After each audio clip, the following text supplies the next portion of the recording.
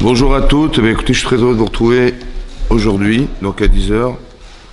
Je suis en retard, je suis désolé. Alors, on va parler, en fait, le sujet, ça va être le déluge. Le déluge, donc je vais vous parler ici de la parachate noire. Bonjour.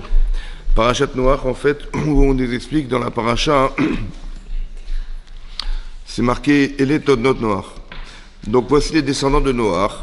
Noach, Ish Tzadik, Tamim, Ayem de Rotam, on dit que Noach était un tzadik, quelqu'un de juste, Tamim, entier, c'est-à-dire quelqu'un qui n'est pas forcément en recherche de ce qui va lui arriver demain, après-demain, dans 10 ans, dans 20 ans. C'est quelqu'un qui acceptait tout ce qui allait lui arriver. C'est ce qu'explique Rashi dans la paracha de Shoftim.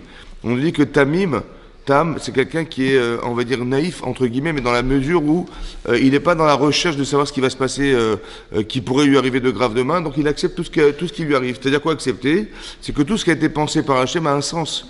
Donc je dois le vivre, je l'accepte et je traverse et avec toutes les péripéties que je peux vivre, autant heureuses que moins heureuses, je l'accepte dans la mesure où ça va me construire. J'ai besoin de cette opportunité. Et donc on nous dit que Noach, il se déplaçait avec Hachem. C'est-à-dire sans Hachem, il avait du mal à se déplacer, il avait besoin de cette aide. Et on nous dit qu'il avait 3 enfants. Ok, donc un, il s'appelait Shem, Ham et Yafet. Vatisharet Haaretz, la terre était corrompue. À l'époque de Noach, la terre était corrompue. Lifne Hachem Elohim, donc Lifne Elohim, Vatimale Haaretz Hamas. Et la terre était pleine de Hamas. Donc Vatisharet Haaretz, qu'est-ce que c'est que la corruption? Rachid nous explique que la corruption, c'est l'idolâtrie, c'est-à-dire que les gens avaient abandonné l'idée que Hachem était le créateur de ce monde. Et donc ils se sont choisis un dieu, ou des dieux. Ensuite c'est marqué que la corruption c'est aussi la débauche, c'est-à-dire qu'il y avait de l'adultère, il y avait de la zoophilie, il y avait de la pédophilie, il y avait de l'inceste, il y avait tout ce genre de pratiques qui étaient insupportables, et Hamas c'était le vol. Voilà, toutes les horreurs du monde étaient présentes sur la terre. Et le vol, c'est de prendre la subsistance de son prochain. C'est-à-dire que ces 3 éléments-là, en fait, ont été les éléments dominants qui ont provoqué la destruction du monde. 3 éléments. 1, on coupe le courant avec le bon Dieu. 2, on lui prend sa femme. 3, on lui prend son argent, ou sa vie. C'est pareil. Ça veut dire que 1, c'est le rapport vertical qu'on a avec Hachem. Ça va ? Donc on s'abandonne. Ce désir, en fait, ce désir d'indépendance qui passe par le fait de se passer d'Hachem, c'est-à-dire qu'on n'a tellement pas envie de se soumettre à quelconque autorité, vous comprenez, cette liberté où je fais ce que je veux dans ma vie, je n'ai aucune autorité au-dessus de moi, surtout pas religieuse, ou avec des règles, etc., qui m'incombent, ou qui m'incommodent. Vous avez aussi le fait de prendre la femme de l'autre. Alors qu'est-ce que c'est que prendre la femme de l'autre? On sait au départ que dans la création du monde et dans la création de l'être humain, on appelle Adam. Adam, c'est la composition de 2 êtres en fait. Au départ de la création du monde, Adam n'a pas été créé seul. Il a été créé avec sa partie féminine qui était collée à lui. Et on a détaché sa partie féminine pour en fait lui faire rencontrer son épouse. Ça va? Et tout à coup, elle s'appelle Isha et lui s'appelle Ish. Au départ, il s'appelle Adam. Adam, c'est le jumelage entre 2 êtres masculins féminins. On lui détache sa partie féminine et il s'appelle Ish. Elle s'appelle Isha. Ce qui est physiquement représenté dans la création de l'être humain, en vérité, et au départ, au niveau de la Neshama, la même chose. Parce qu'avant de venir sur Terre, la Gemara expliquait qu'avant de venir sur Terre, on était une Neshama masculine-féminine. C'est-à-dire que la Gemara expliquait que 40 jours avant la conception d'un garçon, on dit Bat Ploni, la fille d'un tel, elle est arrivée à un tel. Donc bat pluni, c'est-à-dire qu'il y a déjà une prédestination de son épouse et de son mari avant même la conception de le garçon. Ça veut dire quoi avant la conception? Ça veut dire qu'en fait ils étaient collés. Et on a juste décollé la partie masculine pour retrouver son mari ou sa femme le jour de son mariage. Mais on le retrouve face à soi. Et là il y a tout un travail à faire pour essayer de devenir justement cet Adam, ce masculin-féminin qu'on espère atteindre. Mais quelque part, au niveau de la conception de l'être humain, autant que dans la conception spirituelle, c'est la même chose. On était collés pour se détacher. Or, si on était collés au départ et qu'on se détache, ça veut dire qu'on était collés et on se retrouve pour l'éternité, en fait. C'est ça qu'il faut comprendre. Il faut comprendre que quand on est marié pour l'éternité. C'est-à-dire, même après sa mort, même après la résurrection des morts, on se retrouve, on est collés. C'est ça le travail masculin-féminin qui doit se faire, c'est d'arriver, en tant que femme, à intégrer en elle cette partie masculine, qui lui manque, ouais, c'est-à-dire que c'est quoi? C'est l'intelligence masculine, c'est la sensibilité, c'est toutes les valeurs masculines qui ne correspondent pas aux valeurs féminines. Et l'inverse aussi est vrai pour un homme, il doit aussi s'intégrer, avoir des réflexes féminins, de comprendre le féminin, de s'intégrer en général et en particulier avec son épouse, etc. Vous avez compris, c'est ce travail-là qu'il doit faire. Et on devient masculin-féminin. Et c'est l'objectif. Maintenant, si, chas v'shalom, une femme, elle trompe son mari, parce qu'il faut savoir deux choses. Le judaïsme passe par la femme.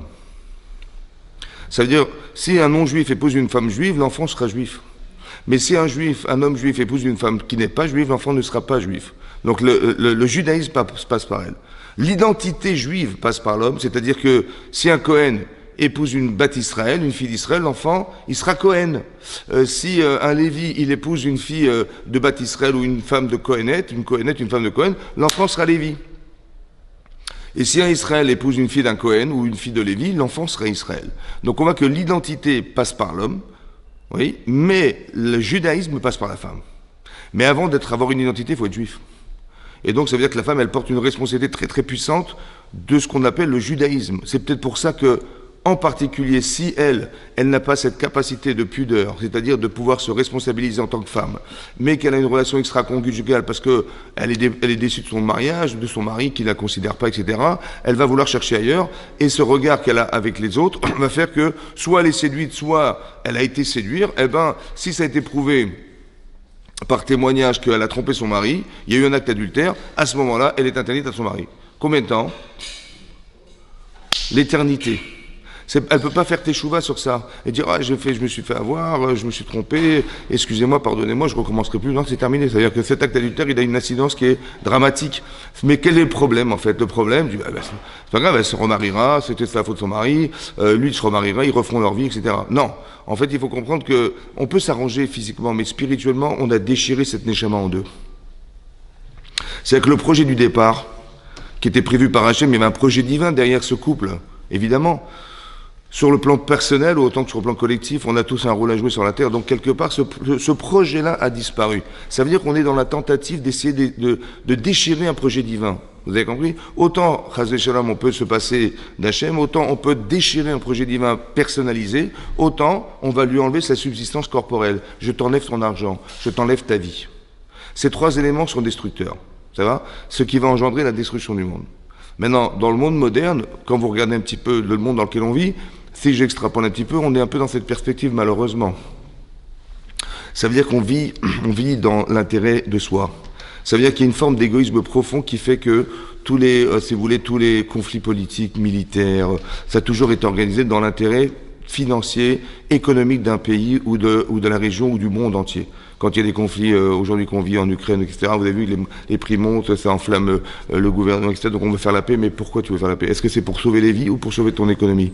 C'est comme quand il y a des conflits mondiaux comme celui-là, etc., est-ce que c'est dans quel intérêt? Le pétrole va augmenter, comment on va faire? Comment on va subsister? On est plus dans essayer de défendre son argent que de défendre les vies qui sont présentes et qui sont organisées, et donc on vit dans cette perspective. Est-ce que le monde peut continuer à vivre de cette manière? Qu'est-ce que fait? Donc c'est marqué, la terre était pleine de vols. La terre était corrompue. C'est ça qui est marqué. C'est aussi écrit, c'est marqué, Vayomer Elokim les Noirs, Kelt kol basar balefanaï. La limite de toute chair est arrivée devant moi. La limite de toute chair, ça veut dire quoi? C'est quoi la limite de la chair? Ensuite c'est marqué, Vayer Elokim et Haaretz. Hachem a regardé la terre, a vu la terre, Veine Nishrata, elle était corrompue, qui Shrit Kol Basar, car c'était corrompu Kol Basar. Toute chair, mot à mot, toute chair, sa façon d'être, être d'Arco, sa façon d'être sur la terre. Et Rachid expliquait, c'est quoi la chair? On parle des êtres humains, comment on peut parler de la viande? On n'est pas de la viande. Non, Rachid dit, même les animaux. Même les animaux sont de la viande, mais même les animaux, c'est-à-dire que les êtres humains se comportaient comme des animaux, quoi. Et même les animaux étaient corrompus, et on voyait des animaux qui allaient s'accoupler avec des animaux qui n'étaient pas de leur sorte. Comme ça dit Rashi. Niskakim les shenam minam. Ça veut dire qu'on voyait une guenon qui allait avec une girafe, j'en sais rien, on voyait des choses anormales. Comment on est capable de penser qu'on peut déprogrammer la sexualité animale? C'est possible? C'est marqué. Que tous animaux, ils allaient s'accoupler avec des animaux qui n'étaient pas de leur sorte. Alors on peut dompter des animaux, mais quel intérêt de faire un truc pareil?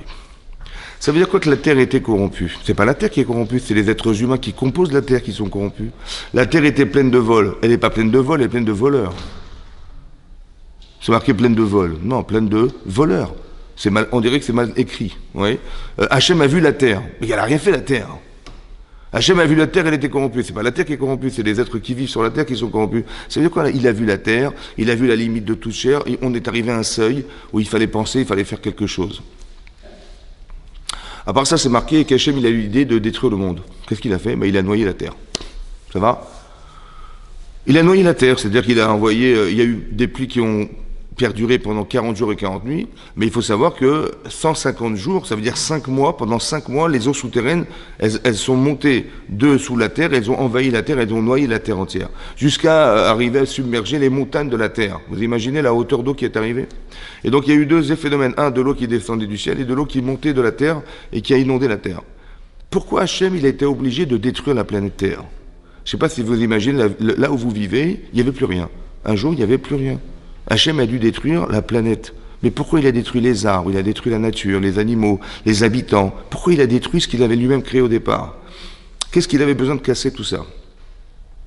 Il aurait pu faire que les gens qui ont fauté, les animaux qui ont fauté, qui disparaissent. Et tout le reste, rester vivant. Non? C'était plus simple. Comme si qu'il ne pouvait pas faire autrement. Combien de survivants? 8 survivants. 8 survivants de toute la planète Terre. Il y avait Noach et son épouse, ses 3 enfants et ses 3 belles-filles. C'est tout. Voilà qui est-ce qui est rentré dans l'arche de Noé. Hachem a dit à Noach, écoute, c'est simple, tu vas fabriquer une arche. Ouais, la Tevat Noach, pendant 120 années de ta vie, tu vas aller voir les gens en leur expliquant que ça ne peut pas durer comme ça. Donc Hachem prévient le monde. En leur disant qu'il faut arrêter de pratiquer l'idolâtrie, l'adultère et de voler les gens. Voilà ce que fait Noach. 120 années de sa vie, il a fabriqué l'arche. Il dit, mais qu'est-ce que tu fais avec cette arche, monsieur? Voilà, il va y avoir le déluge. Hachem a promis que si on continue comme ça, voilà, le monde va être détruit. Voilà, on a fait l'arche pour sauver ceux qui vont être sauvés. C'est ça la compréhension de l'arche de Noé. C'est quoi l'arche de Noé? C'est de sauver ce qu'on peut. C'est ça, non? Voilà, le monde va être noyé. Ceux qui veulent rentrer, chavot, sinon, en dernier recours, voilà ce qu'on va faire. Mais la question que je vous pose, c'est la suivante. Il y a des millions de personnes qui habitent le monde. Mais combien tu vas faire rentrer de gens dans l'arche de Noé? J'ai pas compris la logique de fabriquer une arche. Combien tu vas sauver d'animaux? Combien tu vas sauver de personnes? Combien? Et combien sont rentrés dans l'arche de Noé? Zéro. Zéro. À part ceux de la famille de Noach, personne n'est rentré dans l'arche de Noé. C'est quand même incompréhensible. Comment c'est possible qu'il n'ait pas été... Il n'y ait pas quelqu'un un peu lucide qui a dit, on ne sait jamais, ou qui a fait échouvain, je ne sais pas moi. Non. Ils sont tous morts. C'est incroyable. Comment c'est possible? Alors justement, on va voir, j'explique, j'arrive. Mais vous avez compris le truc, voilà, c'est ça qu'il faut comprendre. Comment ça se fait qu'il n'y a pas eu... Ils sont tous morts, tous morts. Il n'y a pas eu de survivants. Je ne sais pas, on va essayer d'expliquer tout ça. Mais non, ce que je vais vous expliquer, parce que c'est l'intérêt qu'on a de comprendre ce qui s'est passé, pour comprendre, parce que la Torah ne nous raconte pas des histoires, vous comprenez? L'histoire se répète. Donc il faut essayer de comprendre les mécanismes, pour voir qu'est-ce qui a été raté, qu'est-ce qu'on pourrait faire, qu'est-ce qu'on aurait pu faire, voilà. Et c'est une chose qui n'a jamais été reproduite dans l'histoire du monde. Jamais Hachem, il a redétruit ce monde. Mais ce que je veux dire par là, c'est que je ne comprends pas pourquoi, il a noyé le monde. Pourquoi, 2, il n'y a pas eu de survivants à part la famille de Noach. Bizarre. Alors, en fait, il faut expliquer comme ça. En fait, vous savez que dans la création de l'être humain au départ, c'est marqué « Avaivra Elohim et Adam ». Hachem a créé l'homme. « Betselem Elohim », à l'image d'Hachem, Baraoto. Zachar ou Nekeva, mâle et femelle, il les a créés. On a été créé à l'image d'Hachem, Bidmuto, selon, on va dire, un moule. Ouais. C'est quoi ce moule? C'est quoi ce moule? C'est quoi cette image? Le Tselem. Alors Rachid expliquait que le Tselem Elohim, à l'image d'Hachem, Dieu n'a pas d'image. L'image, en quoi on ressemble à Hachem, en quoi on est à l'image, nous, les êtres humains d'Hachem. Parce qu'on a une capacité, dit Rachid, léhavin ou léhaskil. En français, ça veut dire, léhavin, c'est de comprendre, léhaskil, c'est d'analyser, d'être intelligente et intelligent. C'est-à-dire, en fait, on a 2 tendances. C'est-à-dire que vous avez un corps et vous avez une neshama. Vous avez un côté, on va dire, attiré vers la matière, oui, et un autre côté, cette forme de moralité, cette forme de réflexion sur soi, cette remise en cause, cette analyse de sa vie, qui vient de la neshama. Vous avez un cerveau, et le cerveau est l'élément essentiel qui nous permet de penser, ouais, et donc, vous avez une neshama qui siège, la neshama, elle siège sur le cerveau. Et à part ça, vous avez un corps humain, d'accord? Vous avez une tendance masculine, féminine qui vous fait tendre vers quelque chose qui est un besoin corporel, on va dire. Le problème, c'est qui domine qui? Alors la Torah dit, l'image d'Hachem, on est à l'image parce qu'on a une capacité mentale à réfléchir. Vous avez compris? Ça veut dire, j'ai envie de quelque chose. Mon premier rapport à la vie, c'est j'ai envie, je désire. Maintenant, tu vas devoir réfléchir, est-ce que ce désir, il est bon pour toi et il est bien pour toi? Bon, ça veut dire que ça te fait plaisir, mais est-ce que c'est bien?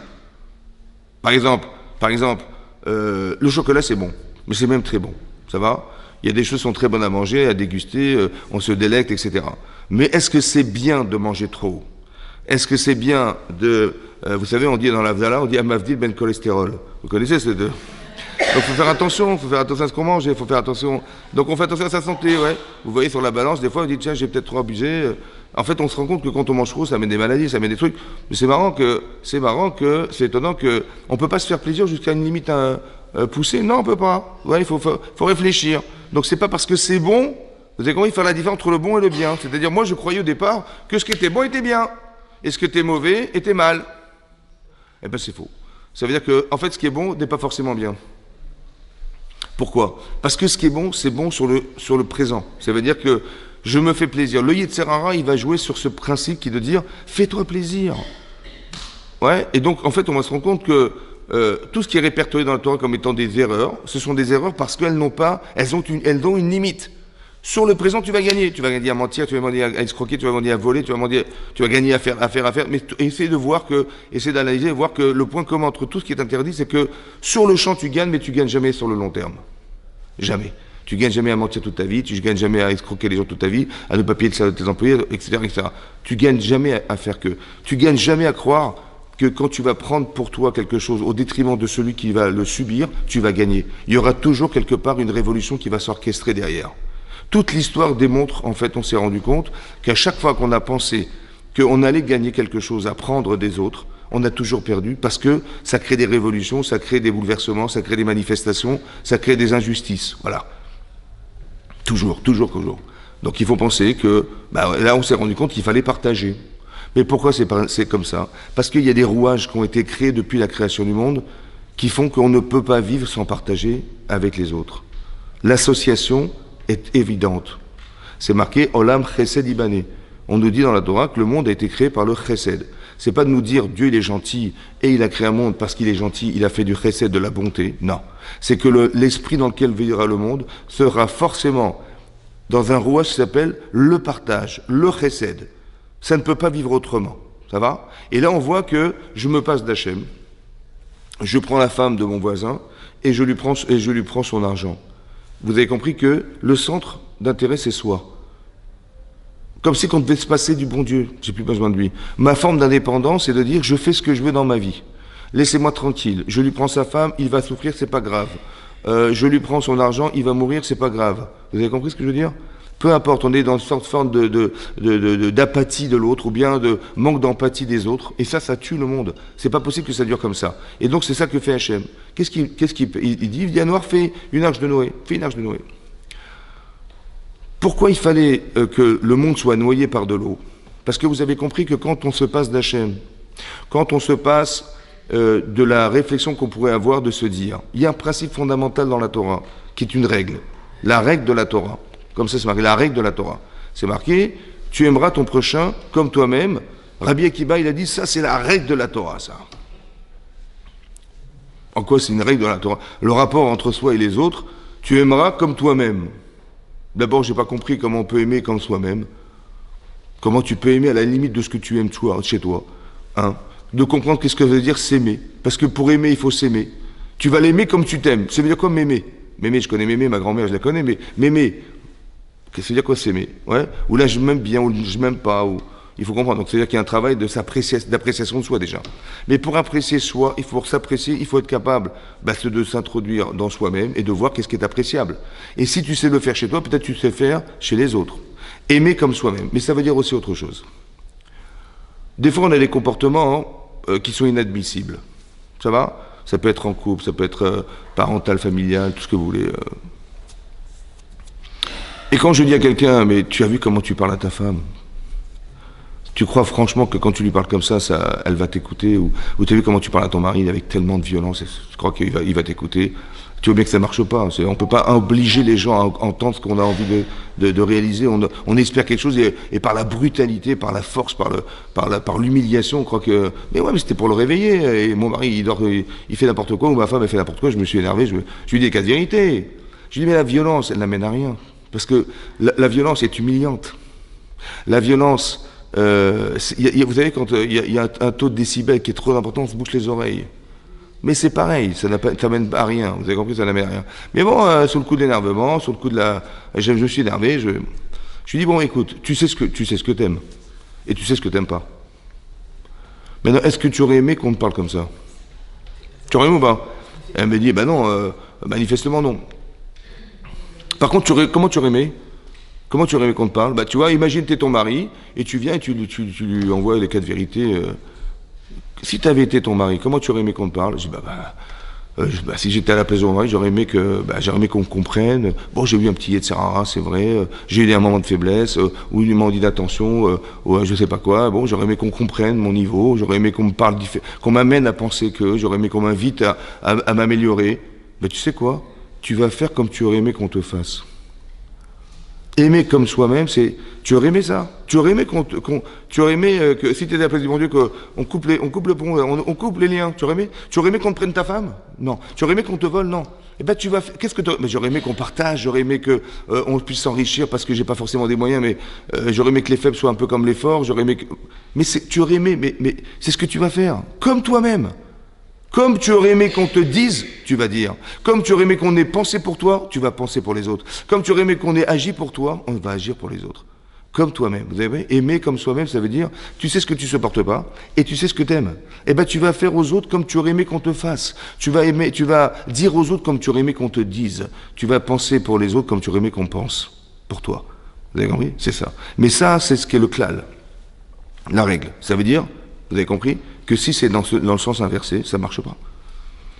C'est ça qui est destructeur du monde. Ça veut dire que si tu penses que tu vas te passer du... Si tu coupes le courant, il n'y a plus d'électricité. Donc si tu penses que le monde va exister sans Hachem, c'est absurde, puisque c'est lui qui est à l'origine de cette création du monde. La Terre, elle tourne parce que Hachem, il veut qu'elle tourne, mais si elle ne veut pas, elle ne tourne pas. Je veux dire, donc ça veut dire que tu te coupes aussi de ce qui peut t'arriver, parce que tout ce qui t'arrive a été réfléchi par Hachem. Vous avez compris qu'on a perdu cette forme. Ça veut dire que ce qui est prioritaire, c'est mes intérêts personnels. Ton cerveau n'a d'un usage que pour réaliser en vérité ce que tu désires. Comment tu vas réfléchir que... Vous avez compris, je pense que quelqu'un qui est athée, qui ne croit pas en Dieu, c'est quelqu'un qui n'a pas envie d'y croire. J'ai tellement intérêt à ne pas être subordonné à qui que ce soit. J'ai tellement d'intérêt à exploiter ce monde tel qu'il est. Pourquoi je vais m'encombrer de règles, de dominants, de religion, de quelqu'un qui va me dire fais ça, fais pas ça, oh là là. Donc je préfère annihiler l'idée que. Ça veut dire que le cerveau, qu'est-ce qu'il fait le cerveau? Il dit j'ai tellement plaisir et c'est quelque chose de vital pour moi d'exploiter ce monde que je vais pas pouvoir imaginer que Dieu existe. Donc je vais annihiler cette idée-là, c'est pas possible. Vous avez compris ce qui se passe? Donc l'athéisme en vérité c'est par corollaire le fait que intellectuellement je ne peux pas l'accepter parce que j'ai des désirs qui font que si j'adhère à ce que la loi me demande, eh ben, je ne pourrais pas me permettre de faire des choses que la loi m'interdit. Alors je vais annihiler la loi. Donc je vais annihiler Dieu. Vous avez compris ce qui se passe? Voilà. D'accord? Ça veut dire quoi? Ça veut dire que la matière, le corporel, a une force sur l'intellect. Nous, on veut l'inverse. On veut que c'est ton cerveau qui agit sur ton corps. C'est-à-dire, ok, t'as envie, on va réfléchir. C'est bien, c'est pas bien, laisse-moi réfléchir. Ça va? Laisse-moi la liberté de penser que ce que tu désires est juste ou faux. Laisse-moi réfléchir. Ça s'appelle la forme, le Tselem Elohim. Vous avez vu que ce Tselem a disparu? Il a disparu. C'est pour ça que l'eau a été utilisée, dit le Maharal de Prague. Pourquoi Hachem il a noyé la terre? Parce que l'eau n'a pas de forme. Tu prends de l'eau, tu verses sur une table, c'est biforme. Par contre, ça épouse une forme. Tu mets de l'eau dans un verre, ça épouse la forme, mais ça n'a pas de forme en soi. Alors on est rattrapé parce qu'on n'a pas de forme, alors on a utilisé quelque chose qui n'a pas de forme. On est attaqué par des gens qui n'ont pas de forme, parce qu'on a perdu quelque chose qui est la forme. Vous avez compris? On avait du Tselem Elohim, ça veut dire que elle est où la priorité de ta vie? C'est de contrôler tout ça, mais tu ne contrôles pas. Alors, le monde, il s'autodétruit, autant que tu vas être attaqué, tu vas être noyé par des choses qui n'ont pas de forme. L'eau. L'eau a deux facultés. Vous savez, quand une femme est impure ou quand un homme est impur, il va se tremper au mikvé. Ça va? Maintenant, on fait attention qu'il n'y ait même pas un petit cheveu qui sorte de l'eau. Il ne faut pas que respire un cheveu en dehors de l'eau. Pourquoi il faut s'immerger dans l'eau? Comme si que je ne veux plus être cette personne du passé. Alors je me noie dans l'eau. Je ne suis pas aquatique. Donc, comme c'est que je disparaissais dans l'eau. Ben, l'eau, elle a deux facultés. Un, d'éliminer la personne vivante du passé pour faire naître une autre personne. La purification de l'être, elle passe par l'eau. Vous avez compris? La purification de la terre. Ça veut dire quoi, purifier la terre? Il y a marqué la terre était pleine de vols. Mais non, elle est pleine de voleurs. J'ai vu que la terre était corrompue. Mais la terre n'est pas corrompue, je vous rassure, elle n'est pas corrompue. Pourquoi c'est la terre? J'ai vu toute limite de chair devant moi. Et j'ai même vu des animaux qui allaient s'accoupler avec des animaux qui n'étaient pas de leur sorte. Mais c'est impossible qu'un animal il soit déprogrammé à ce point-là. C'est impossible, ça n'existe pas ça. En fait, vous avez compris qu'il y a deux choses à comprendre ici. Deux choses. Quand vous agissez dans la vie, bien sûr que ça a une incidence sur vous-même. C'est-à-dire que quand je fais une mitzvah, c'est marqué dans les maximes des pères, mitzvah, goret mitzvah. Une mitzvah entraîne une mitzvah. C'est pas mécanique, je vous rassure. C'est que quand j'ai eu la satisfaction d'une mitzvah, ce plaisir-là, j'ai envie de le retrouver. Ce qui est paradoxal, c'est comme ça. Le plaisir de refaire la mitzvah. Vous savez, quand quelqu'un vole, il a du plaisir. Quand quelqu'un vole, il a un plaisir. Il a un plaisir de s'être enrichi. Mais le plaisir, il est corporel. La mitzvah, c'est pas corporel. Par exemple, vous investissez dans votre couple, vous investissez avec vos enfants, vous avez décidé d'avoir des enfants, etc. Vous savez que sur le plan corporel, vous allez perdre. Parce que vous allez souffrir pour faire naître un enfant, c'est une souffrance très très très dure, vous allez souffrir pour l'éduquer, vous allez perdre de l'argent, vous allez, etc., etc. Donc, on est perdant. On est perdant, ouais, sur le plan financier, sur le plan corporel, tout ce que vous voulez, vous n'allez pas dormir de la nuit, c'est une souffrance. Mais ce qui est incroyable, c'est que on est d'accord d'avoir des enfants malgré la souffrance corporelle. Et c'est très puissant d'en avoir aussi. On veut fonder un foyer, on va avoir des enfants, c'est très fort. Mais qu'est-ce qui est fort? Puisque tu vas souffrir, puisque tu vas perdre de l'argent, tu vas perdre de ton temps, tu vas répéter ce que tu sais déjà à tes enfants, tu vas t'arracher les cheveux des fois pour les éduquer. Mais pourquoi tu vas souffrir? N'aie pas d'enfant. Je dis non, parce que le résultat, c'est ce qui m'intéresse. La satisfaction d'en avoir. La satisfaction de voir que ma famille existe, que mon nom se répand quelque part, que j'ai permis à cet enfant un jour de se marier. Mais cette satisfaction, elle n'est pas corporelle, elle est spirituelle, ce qui n'existe pas dans l'animal. L'amour, c'est spirituel, d'accord? Le fait de faire du chesed, c'est spirituel. De partager en sachant que tu vas perdre, c'est spirituel. Quelqu'un, il tend la main dans la rue, tu perds de l'argent, mais tu dis, ah, grâce à moi, il va manger, je suis content. Mais tu perds de l'argent, comment tu es contente? Spirituellement contente. Vous avez compris? Physiquement, je sais que j'ai perdu, mais je sais spirituellement que je suis contente.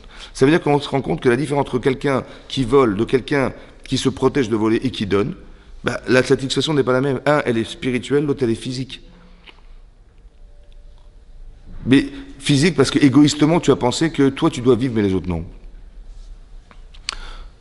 Ça, il faut comprendre déjà ce mécanisme-là. Ça veut dire que quand je fais une mitzvah, en fait, quand je fais une mitzvah, sur le plan physique, je perds parce qu'il faut que je me lève tôt le matin, il faut que je sois capable d'assujettir mon cerveau en disant mais tu vas mettre tes tefilines, donc tu vas prendre sur toi le joug divin, etc. Mais tu sais que tu t'engages dans des lois, dans des restrictions, etc. Mais c'est ça ta liberté en fait. Ta liberté, c'est pas de faire ce que tu veux. Ta liberté, c'est de savoir que il y a des choses que tu pourras faire dans ta vie. Tu fais pas ce que tu veux, tu fais ce que tu peux. Ce que tu veux, non. Parce que ce que tu veux, c'est souvent au détriment des autres. Mais ce que tu peux faire. Vous savez, il y a des récifs autour de nous, il faut savoir naviguer, savoir où on doit aller dans la vie. C'est comme ça. La Torah dit ça, fais gaffe, c'est un récif, ça c'est un rocher, ça c'est une montagne, fais gaffe. Donc quand tu roules et quand tu te déplaces dans la mer, il faut savoir naviguer. C'est comme ça. Tu dis, je vais où je veux, prends-toi un iceberg. Ouais, on dit, tiens, ça n'a pas marché. Oui, t'as pris un mur, c'est normal. Donc il faut savoir qu'il y avait un mur. Mais non, la Torah nous gère tout ça. Pour dire que quoi? Il faut savoir que ça a une influence sur vous-même, sur nous-mêmes. Autant la mitzvah, elle a une incidence sur soi, autant la vera a une incidence sur soi. Vous voyez? Que quand quelqu'un fait une vera, le désir faisant, il va recommencer à vouloir en faire une autre. Et il va rechercher, il va avoir au début c'est, j'ai fait une bêtise, etc. Mais en fait, ce désir, il est pénétré en moi. Et ça va engendrer que, quand je vais m'apaiser, c'était sympa, et pourquoi pas. Et je vais recommencer, je vais recommencer, je vais recommencer. En fait, je vais accumuler un désir qui vient d'une avéra. Donc l'influence, elle est pénétrante. Mais il faut savoir que l'influence est aussi, elle s'extériorise à l'extérieur de vous-même. Autant dans la mitzvah que dans la vera. Ça veut dire que vous êtes à la maison, vous faites des mitzvot, et bien peut-être ailleurs vous donnez envie de faire des mitzvot. Quelqu'un qui fait une avera chez lui à la maison ou n'importe où, et ben il faut savoir que ça crée quelque chose à l'extérieur. Ça veut dire comme ça, écoutez bien, ce qui est marqué dans la Torah. La terre était corrompue. Ça veut dire que les gens, il y avait du vol. Ça veut dire que tu sors chez toi, tu as envie de voler. Mais d'où vient le désir? Parce que, à force que on a provoqué du vol, on a donné envie, on a créé dans l'atmosphère quelque chose qui s'appelle avoir envie de voler, qui sort de vous en fait. Vous avez compris? Comme aujourd'hui, il y a des choses qu'on tolère qui ne sont pas tolérables. Vous avez compris? Ça veut dire qu'il y a une force d'influence extérieure. Vous pouvez vous protéger toute votre vie d'être sadéquette, etc., mais vous vivez dans un environnement où on fait des avérotes en permanence. On est victime de l'atmosphère dans laquelle nous vivons. Il faut choisir ses amis, il faut choisir l'entourage, il faut choisir le quartier dans lequel on vit. Parce que tu veux te protéger, mais sache que tu es victime de l'atmosphère dans laquelle tu vas vivre qui vient du fait de faire des avérotes en permanence. On crée quelque part comme si qu'il y avait une force d'influence extérieure qui venait faire que, sans que vous le vouliez, vous avez, dans l'inverse aussi, c'est vrai. Si vous faites des mitzvot, vous sachez qu'il y a un type qui va venir à la synagogue parce qu'il ne sait même pas pourquoi, mais parce que vous avez fait afrecher à j'en sais rien. Vous avez donné envie. Et bien, quelque part, ça donne envie de. Et bien, les choses. La terre était pleine de vols.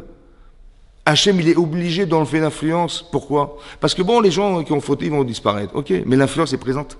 Donc, Noach et ses enfants, ben, ils vont être victimes de l'influence. Donc, un jour, ils vont tomber dans ce truc. Il y a trop. Alors, il faut effacer tout ça. Il fallait noyer la terre pour retirer l'atmosphère dans laquelle le monde vivait. C'est pour ça qu'Hachem il a créé le déluge. Il a pris de l'eau pour purifier la terre, et il a pris de l'eau parce que on a été touché par ce qui n'a pas de forme, parce qu'on n'a pas de forme. Vous avez compris ce que ça veut dire? Ça veut dire que c'est très important que vous compreniez que Hachem il a éliminé une force d'influence qui aurait été un préjudice pour ceux qui seraient restés. C'est pour ça qu'il a dit à Noach, fais l'arche de Noé. Ça va? Mais non, ça c'est une chose à comprendre. La deuxième chose que je n'ai pas comprise, c'est, mais l'arche, combien tu veux qu'elle contienne l'arche? Et pourquoi ça n'a pas marché? Alors écoutez-moi bien. Dans la paracha de Noach, dans la paracha de Bereshit, c'est marqué comme ça. À la fin de la paracha de Bereshit, je vous lis ce qui est marqué dans la Torah, c'est marqué Vayar Hashem ki rabba ra'at Adam ba'aretz. A constaté Hashem, donc Dieu, que était nombreux le mal que faisait l'homme sur la terre. Vekol yetzer marchevot libo, et tout ce que créait son esprit, sa pensée, rak kolayom, n'était que mal, kolayom, toute la journée. Ça, il pensait qu'à faire du mal, à faire du mal. Vainachem Hashem ki ased Adam ba'aretz. Et donc Hashem a regretté d'avoir créé l'homme sur la terre. Vaitsev libo, il était triste d'avoir fait ça, de voir le constat de ce qu'il avait proposé à l'homme. Vayomer Hashem emchet Adam. Et donc il a dit, je vais effacer l'homme. Hachem a dit, je vais effacer l'homme et Asher Barati que j'avais créé, mais Alpena Adama, sur la surface de la terre. Mais Adam ad Behema, de l'être humain jusqu'à l'animal, Ve'ad Remes, jusqu'à les animaux rampants, Ve'ad Ov Hashamim, jusqu'aux volatiles qui sont dans le ciel, qui n'y chamti Asher Asitim, car je regrette de les avoir fait. Ve'noach matzachen bene Hashem. Ve'noach matzachen bene Hashem. Par contre, Noach, il a vu un seul homme sur toute la planète Terre qui a trouvé grâce à ses yeux. Un homme dans tout l'univers, dans toute la terre, qui a trouvé grâce. Il s'appelle Noach. Noach Chen. Vous avez vu que Noach s'écrit Nun Chet et Chen c'est l'inverse. Chen, ça veut dire la grâce, ça veut dire le charme, en français. Mais Chen, ça vient de Chanina, de la pitié d'Hachem. Et Chinam vient du mot Chanina. Chinam, c'est gratuit. Le Sforno explique comment ça se fait que Noach, il n'a pas réussi à sauver l'humanité. Il a pu sauver ses enfants. Mais là-bas, le Sforno, il dit, en vérité, Noach, il aurait dû survivre tout seul. Ni ses enfants, ni personne d'autre que lui-même. Mais Hachem, il a eu pitié de lui. Chinam, il a dit, bon, je te conserve tes enfants, tu peux les mettre dans l'arche de Noé. Comment ça se fait qu'il n'a pas réussi à faire ça? Alors il explique pourquoi. Il dit parce que Noach, il a fait des reproches aux gens.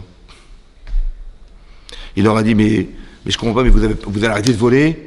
Vous allez arrêter de pratiquer l'adultère, la zoophilie, la pédophilie, arrêtez, ça suffit, il y en a marre. Donc il leur a dit, lui il supportait pas ça, c'était un sadique, mais il ne supportait pas le comportement des êtres humains. Et qu'est-ce qu'il leur disait? Il leur faisait des reproches. Ça veut dire, il leur disait ce qu'ils étaient, ce qu'il fallait surtout pas être. Mais il dit le Sforno, le Sforno il a vécu à 500 ans. Il a dit, il n'aura pas appris à aimer Hachem.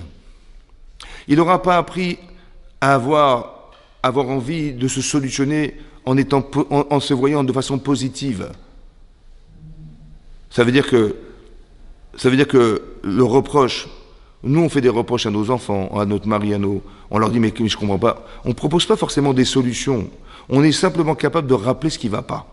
Mais comment tu as pu faire un truc pareil? Mais comment tu parles? Comment tu agis? Comment tu penses? C'est honteux, mais c'est n'importe quoi. J'ai compris, merci beaucoup de me l'avoir dit, mais en quoi tu m'as aidé?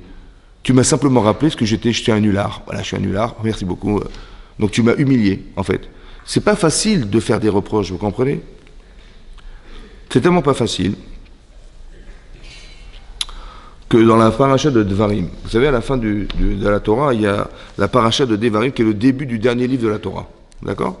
Là-bas, c'est marqué, il a marqué à Moshe, il a dit, Elé Devarim Asher Diber Moshe. Voici les paroles qu'il a dites à la fin de sa vie. À la fin de sa vie. Hein. Il a dit, ouais, je vous lis ce qui est marqué.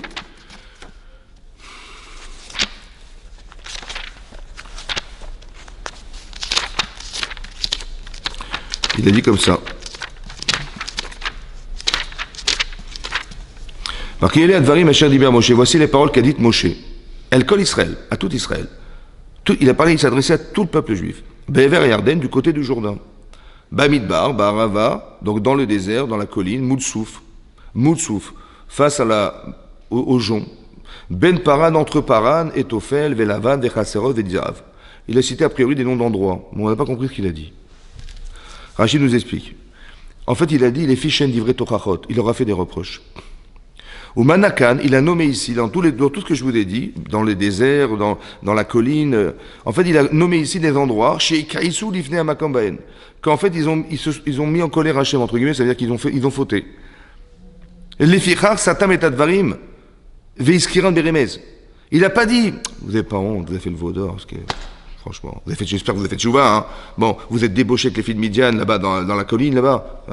Vous avez, je sais pas moi, vous êtes plein dans le désert, Bamidbar, vous avez dit, on n'a pas de quoi boire, on n'a pas de quoi manger, vous n'avez pas honte. Il aura fait des... Mais il n'a pas parlé de ce qu'ils ont fait. Il a dit Midbar. Je te laisse réfléchir.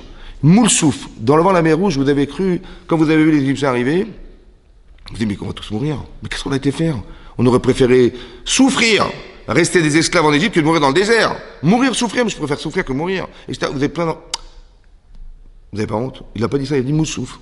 La mer de Jon. Il a dit Paran Tofel. C'est quoi Tofel, Lavan? Tofel, c'est ce qui tombe. Lavan, c'est ce qui est blanc. Il dit vous êtes plein de la manne. Ce qui tombe et qui est blanc, c'est la manne. Vous dites mais qu'est-ce qu'on en affiche de... Il y en a marre des graines de blé. Ça fait 40 ans qu'on mange de la manne dans le désert. Il y en a marre. Et on peut pas changer. Il n'y a pas d'autre pain. Il n'y a pas d'autre. Vous êtes plein.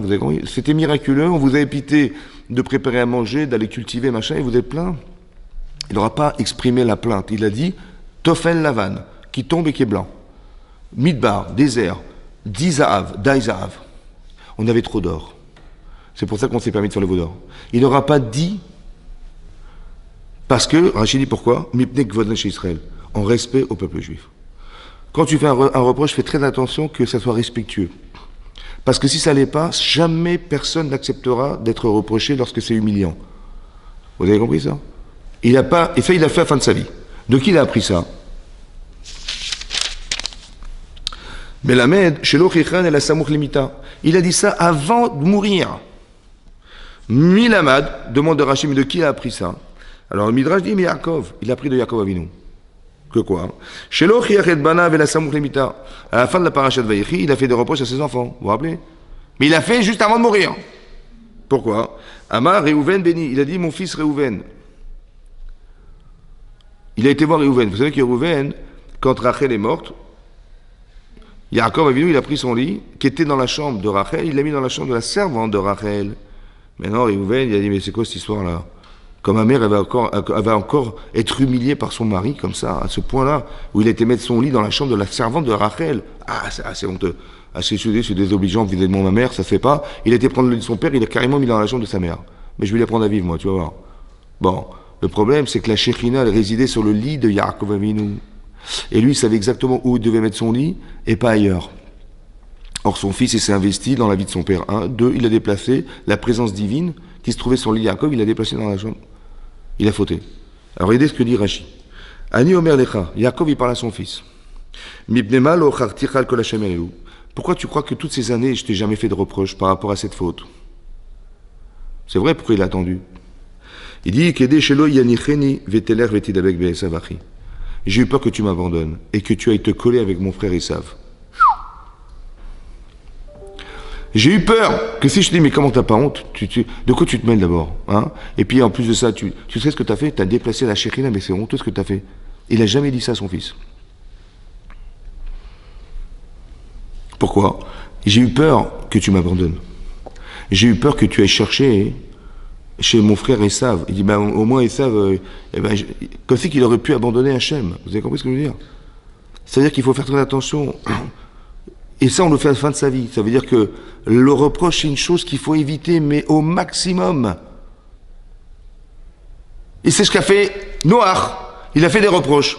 Mais c'est pour ça que personne n'est rentré dans l'âge de Noé. Parce qu'il n'a pas dit aux gens, mais Hachem, il vous aime. Mais Hachem existe. Mais vous auriez tellement plus à gagner d'être des bonnes personnes que d'être des mauvaises. Mettez-vous à la place de ce que vous faites subir aux autres. Mais est-ce que vous auriez aimé? Non, qu'est-ce que tu aurais aimé? J'aurais aimé ça. Mais ils n'ont pas fait teshuva. Pourquoi? Parce qu'on ne leur a pas appris à être bien, à être bon. Donc il n'y a pas de contraste entre ce que j'aspire à être et ce que je fais. Puisque rien ne s'y oppose. Vous comprenez ou pas? Il faut être bien pour avoir honte d'être mal. Mais eux, ils se sentaient pas mal. Ils disent, qu'est-ce qui est le problème? Ben, je vole, tu me voles, ben, le plus fort l'emportera. Voilà, je suis désolé, c'est comme ça la loi du plus fort. Ouais, ou je te prends ta femme, ben, il va te bagarrer avec moi, vas-y, viens. Sans comprendre que tu crées du mal. Mais pourquoi je ne crée pas? Pourquoi je ne ressens pas que je fais du mal? Parce que je n'ai pas de bien. Je ne sais pas ce que veut dire faire bien. Je n'ai pas de forme. Donc je ne suis pas contredit par ce que je fais, parce que je me sens pas mal. Pour se sentir mal, il faut que, quand vous écoutez un cours, il faut qu'on vous donne de la force en vous disant, mais j'aspire à être une autre femme. Et que je sais que je ne suis pas forcément cette femme, je prendrai le temps qu'il faudra, mais je vais y arriver. Et donc ce décalage, ce contraste entre ce que j'aspire à être et ce que je suis, me dérange. Et je vais faire un travail sur moi-même pour essayer de m'améliorer.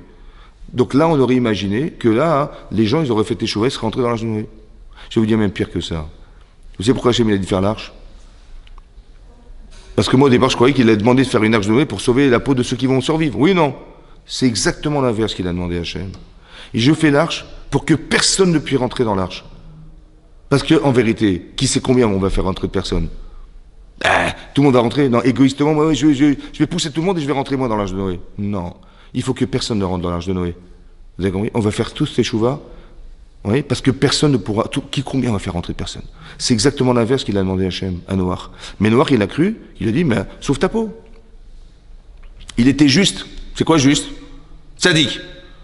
Sadique, ça veut dire, écoutez, Hachem il m'a dit, fais l'arche de Noé, j'ai fait l'arche de Noé. Il m'a dit, va parler aux gens, j'ai parlé aux gens. Il m'a dit, maintenant, ils n'ont pas écouté. Ça fait 120 ans que je le répète. Il y en a marre. Ben, s'ils meurent, c'est de leur faute, je suis désolé, c'est leur faute. Je suis juste. Vous avez compris? La justesse mal placée. Mais t'as pas d'empathie? Qu'est-ce que tu veux que j'y fasse? J'aurais parlé, ça fait 120 ans que je répète. Mais qu'est-ce que tu leur dis? Ben, je leur dis qu'arrêtez de voler, arrêtez de faire ça. Mais c'est pas ça qu'on aurait voulu que tu dises. On aurait tellement aimé que ce soit une autre Torah. La Torah d'Abraham. Vous savez pourquoi nous on s'appelle des béné Israël ou des Bnot Israël ou Beth Yaakov, la maison de Yaakov? Mais non. Yaakov est né de Yitzhak. Yitzhak est né de Abraham. Abraham est né de Shem. Et Shem est né de Noach. On aurait dû s'appeler des enfants de Noach. Non. On ne s'appelle pas des Noach. On s'appelle des enfants d'Israël, des enfants de Yaakov. Comme si on n'était pas affilié à Noach. Pourquoi on n'est pas affilié à Noach? Parce qu'il y a la Torah de Noach et la Torah d'Abraham. C'est pas la même chose. Abraham, on lui dit, écoutez, Hachem dit, je vais quand même pas lui cacher que je vais détruire Sédom. La paracha de cette semaine. Ouais. Maintenant, Sédom, c'est quoi Sédom? Sédom et Gomorre. Sodome et Gomorre, c'était des gens, ouais, on sait pertinemment que c'est des gens avec qui on ne pouvait pas discuter parce que tu veux faire l'hospitalité, on te tue carrément. Ça va? Bon. C'est pas seulement ça, c'est que ceux qui font l'hospitalité disent bonjour madame, combien vous mesurez? Ben, je mesure 1m60. Ok, on va vous donner un lit de 2 mètres. Mais pourquoi? Vous serez à l'aise. Oh, merci, c'est gentil. Et on vient, on vous écarte. On vous décartèle comme ça. Tu vois? On va te faire rentrer. Et donc, ou alors, la fille, elle mesure 1m60. On dit, ben, on va vous donner 1m40. Un lit d'1m40. Oui, mais je rentrerai pas. Mais vous inquiétez pas, on va s'occuper de vous. Et on lui coupait les jambes. Pour qu'elle rentre bien dans 1m40. Vous avez compris ce que ça veut dire, ça? Ça, c'était Sodome. Une horreur, quoi. Ouais, une horreur. Les gens, à Sodome, ils faisaient la charité. Bon, il y avait des pauvres, les pauvres étaient pauvres. Et donc, qu'est-ce qu'il donnait une pièce d'1 centime, il mettait son prénom dessus, et il donnait aux pauvres une pièce d'1 centime. Il y en avait 5 qui donnaient une pièce d'1 centime, donc au bout d'un mois, il avait 30 centimes, ça va, et ils mouraient de faim et de soif, les pauvres. Et quand ils mouraient, les gens, ils venaient récupérer leur pièce, il y avait leur prénom dessus. Lamentable. Ça va? C'était ça, Sodome. Ça pouvait pas durer. Hachem, il dit, je vais quand même pas cacher à Abraham que je vais détruire cet endroit. C'est une invitation à faire une prière. Vous avez envie de prier pour ces gens-là, vous? Hein? Bon, Abraham, il prie. Il dit, ici, il y a 50 sadikim. C'est quoi 50 sadikim? Il y avait 5 villes à Sodome et Gomorrhe. Il y a 10 personnes par ville, ça fait 50. S'il y a 50, tu sauves ou pas? Il dit, je sauve. Il y a 45. En fait, ils ne sont pas 10, ils sont 9. 5 fois 9, 45. Avec toi, Hachem, ça fait 10. Il dit, je sauve. Il y a 40. Allez, on élimine une ville, on en garde 4. Tu es d'accord ou pas? Il dit, je suis d'accord. Allez, on en enlève 2, il en reste 3. 3 villes. 30. Tu sauves ou pas? Il dit, je sauve. On enlève encore 4. Il n'en reste qu'une. Tu sauves ou pas? Il dit, je sauve. Qu'est-ce qu'il a essayé de faire, Moshe Rabbeinu, Abraham Avinu? En fait, il avait 10 personnes. Il dit comme ça. Un rachat n'existe pas. Un rachat, c'est, encore une fois, c'est que son corps, il a une emprise sur sa tête et que c'est tellement fort chez lui qu'il va s'arranger intellectuellement pour justifier l'insupportable. Mais parce que c'est son corps qui parle. C'est comme des animaux. Vous avez compris, les animaux, ils n'ont pas de... Il y a une cruauté animale, mais il n'y a pas de faiblesse animale. Un lion, il n'a jamais eu pitié je sais pas moi, d'une girafe. On a des comportements animaux. Parce que le cerveau est au service de l'animalité. Il dit, mais c'est simple, je vais juste inverser. Laisse-moi 10 personnes. 10 personnes, je te change la ville. Combien de temps? 10 ans, 20 ans, 30 ans, peu importe, on s'en fout. Ça va? Imaginez-vous le 16e, il y a 30 ans. Ça va? Qu'est-ce qu'il y avait il y a 40 ans, il y avait quoi ici? Il n'y avait rien. Regardez en 40 ans ce qu'on a réussi à faire. Vous avez compris ce que je veux dire? C'est une question de temps, en fait. Mais la mentalité, je veux changer les mentalités des gens. Il me laisse, moi, 10 personnes influentes. C'est tout. 10 tzadikim, tu vois, je te change la ville. Juste qu'on inverse les choses. Vous avez compris ce qui se passe? Noach, il pense que rien n'est possible. Mais comment il opère? Il dit, mais on fait des reproches. Mais un reproche n'a jamais changé quelque chose. Par contre, si tu donnes envie, qu'est-ce qu'il fait Abraham? Et qu'est-ce qu'Abraham? Il lui dit, voilà, je suis dans le désert et j'invite les gens à manger chez moi. Mais je leur propose des plats, mais ils vont se délecter chez moi. Il va leur proposer des plats extraordinaires. Ils vont dire, mais merci Noach, mais merci Abraham de nous avoir proposé ce repas fantastique. Il dit, merci à ta femme. Je dis, mais merci pas moi, mais remercie Hachem. Comment ça Hachem? Ben oui, mais vous pensez bien que c'est pas venu par hasard. Comme si que par hasard il y a un Big Bang et que voilà, de ce monde-là, tout est merveilleux, vous arrivez à manger, à vous nourrir, mais vous pensez bien que ça a été réfléchi, il y a un penseur derrière, etc. Il a ramené. Vous avez compris? Vous avez compris? Mais au moins soyez reconnaissants, faites une bracha, remerciez le bon Dieu, merci. Vous avez compris ce qu'il est en train de faire? Il est en train de donner envie, en fait. Et quand tu donnes envie aux gens, tu vas faire des nefashot becharan, tu vas faire des balais de chouva, mais il faut donner envie d'être. Il faut donner envie de se rapprocher d'Hachem, il faut donner envie de se parfaire. Et pas d'obliger en disant mais c'est comme ça, et ça ne va pas être autrement. Il y a une forme d'extrémisme dans la façon de Noach de faire qui n'est pas chez Abraham Avinu. D'où il a pris la Gemara dans Sanhedrin, d'où il a tiré le principe qu'il fallait faire du chesed. Parce qu'il a dit comme ça. Eliezer, serviteur d'Abraham, il a été voir Shem, qui était le fils de Noach. Il dit, dis-moi comment ça s'est passé dans l'âge de Noé, comment c'était? Il a dit c'était l'enfer. Il dit pourquoi? Parce qu'il fallait donner à manger à tous les animaux. Et il n'y avait pas d'heure, chacun son heure. Et on a inventé la nourriture pour les oiseaux. Il fallait faire des petits vers de terre. Il y avait une pression énorme. On n'a pas dormi shnatsus, le sommeil d'un cheval. Ça veut dire qu'on n'a pas dormi une demi-heure par jour. Une demi-heure par jour pendant 1 an. Il y avait une tension. Et vous savez quoi? Mon père, Noach, un jour il a tardé à donner à manger à un lion. Il a bouffé le bras. Il y avait une tension de chesed dans l'âge de Noé pour des animaux. Alors Abraham, il a entendu ça, il a dit, si déjà Hachem, pour sauver le monde, il a demandé à Noach de nourrir des animaux, alors nourrir des êtres humains à Achat Kama Vekama, a fortiori. Faire du chesed aux êtres humains, a fortiori. Et bien c'est ça que je vais faire. Vous avez compris? Ça veut dire qu'il a compris que ce que lui avait demandé Hachem. Maintenant, ok, tu n'as pas réussi à faire ta mission. Tu n'as pas compris le message. Parce que c'est très compliqué de comprendre qu'il faille prier pour des gens comme ça. 1. 2. Si Hachem il a décidé, il a dit dans 120 ans je détruis le monde. Qui tu es toi pour lui dire, écoutez, peut-être qu'on peut faire autrement Mais si on pouvait faire autrement, Dieu l'aurait pensé déjà depuis très très longtemps. Or, il ne l'a pas fait. Donc, comment tu peux prétendre venir et donner des arguments? Ça va? Donc, Noir, il est juste, c'est un intellectuel, c'est un penseur. Il dit, mais moi, j'ai pas l'audace de dire, moi, j'exécute ce qu'on me demande, hein, vous comprenez? Je ne suis pas là pour... Mais Hachem, il dit, mais c'est l'inverse que j'aurais aimé. J'aurais aimé que tu comprennes, non pas que, tu sais, tu vas leur faire des reproches pour essayer de les changer et que si tu peux pas, bah, tu vas te sauver grâce à l'Arche de Noé. C'était exactement l'inverse que j'aurais voulu que tu fasses. C'est que quand ils vont voir l'Arche, ils disent, non, mais non, on veut pas rentrer dans l'Arche de Noé, on veut survivre. On veut pas que le monde se détruise, on veut survivre. J'ai fait l'Arche pour que justement l'inverse, ils puissent se dire, mais non, mais moi je vais me sauver, mais l'autre il va mourir. Mais égoïstement, je vais penser que moi je vais sauver ma vie et pas... Non, non, non, on va faire teshuva. Écoute, on va s'arranger, on a compris, excusez-nous, machin. L'Arche de Noé, c'est un repère justement pour ne pas rentrer dans l'Arche, justement pour que le monde ne se détruise pas. Et toi, tu as cru qu'il fallait sauver ta peau, ouais, en pensant que ils n'ont pas compris, on va sauver ce qu'on peut. C'est pas comme ça qu'on réfléchit. On réfléchit dans l'intérêt de l'autre. On réfléchit dans la capacité que nous avons de faire vivre autour de nous. C'est ça que voulait faire Hachem. Et donc, qu'est-ce qu'il a fait? Il a demandé à Noach de faire du chesed en permanence dans l'Arche de Noé. Pourquoi faire? Parce que l'atmosphère dans laquelle on va se retrouver dans l'Arche, l'atmosphère, va faire que quand on va ouvrir la porte, cette atmosphère, il va sortir. À l'inverse de ce qu'on avait créé au départ, que la terre était pleine de vols, tout à coup, la terre est pleine d'envie de partager, d'envie de faire l'hospitalité, d'envie de donner. C'est ce qu'on a vu dans l'Arche. Si déjà tu es capable de donner des animaux, alors renforcerait des êtres humains.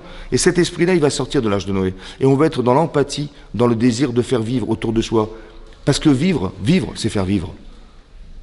Et donc, qu'est-ce qui va se passer? C'est ça qu'on aurait voulu que soit. Ça va? Ça veut dire qu'on a créé ça. En vérité, je vais vous dire une chose. Aujourd'hui, on vit une situation où on a besoin de faire que les choses s'arrêtent. Peut-être que c'est une opportunité. Quand vous avez quelque chose, essayez de comprendre que quand le conflit n'est pas seulement israélo-palestinien, en fait, tout le monde est touché par ça. Le monde entier, vous avez vu que on en parle toute la journée. Écoutez bien, quand il se passe un truc, il y a eu le Covid, il y a eu la guerre aujourd'hui, vous voyez, là, c'est marqué dans le Zohar que quand il y a des guerres entre les peuples, la première fois qu'il y a une guerre, c'est Parashat Lech Lecha, où il y a eu 4 rois qui ont battu les 5.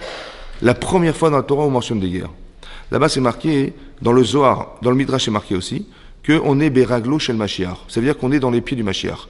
Mais eux, en vérité, ils veulent détruire Avram, ils voulaient détruire Lot. Ils voulaient prendre en captivité Lot pour attirer Avram et pour le tuer.